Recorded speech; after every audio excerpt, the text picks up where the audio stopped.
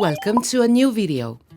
This tutorial will show you how to repair the instrument clusters of Peugeot 3008 and 5008 using SEI DISP 194 replacement.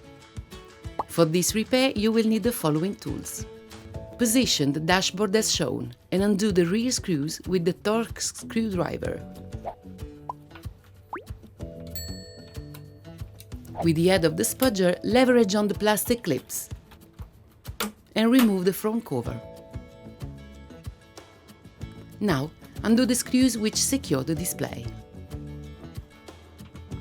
Using the spudger, open the two FPC's connectors. Remove the display. Fit the new screen, inserting and securing the two FPC's in their slots.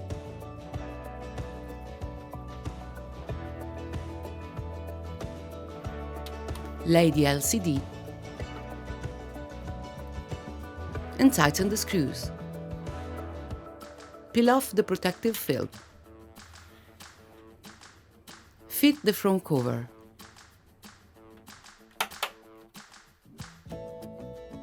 Tighten all external screws.